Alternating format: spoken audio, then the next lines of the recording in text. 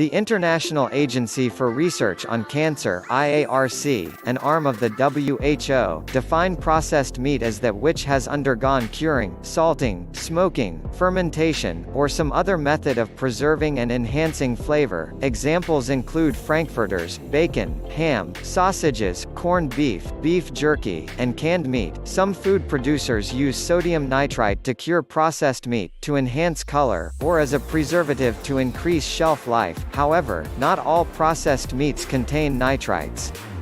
British and Irish sausages, for instance, are free of nitrites, whereas frankfurters, chorizo, and pepperoni from the United States and continental Europe are not. Also, in recent years, more nitrite-free processed meats have become available to consumers.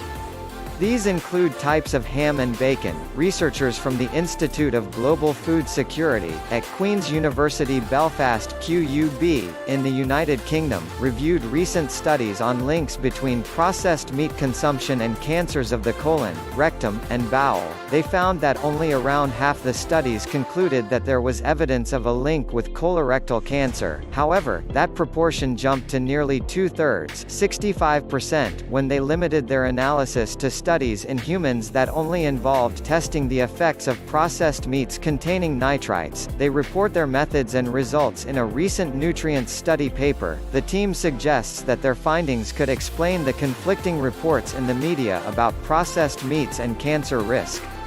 When we looked at nitrite-containing processed meat in isolation, which is the first time this has been done in a comprehensive study, the results were much clearer, says first study author William Crow, Ph.D., of the School of Biological Sciences at QUB. Almost two-thirds of studies found a link with cancer.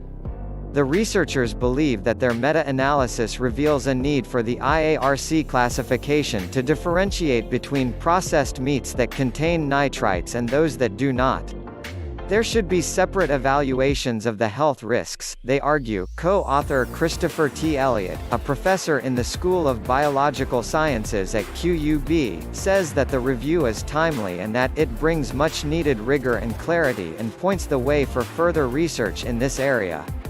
In the meantime, the researchers suggest that people stick to a healthful, balanced diet in line with government recommendations. In the UK, the government recommends that people limit their consumption of processed meat to 70 grams per day, which is roughly the average daily consumption per person in the country. A 2019 report from the World Cancer Research Fund and the American Institute for Cancer Research recommends that people who eat red meat limit consumption to up to 3 moderate servings per week and eat very little, if any, processed meat.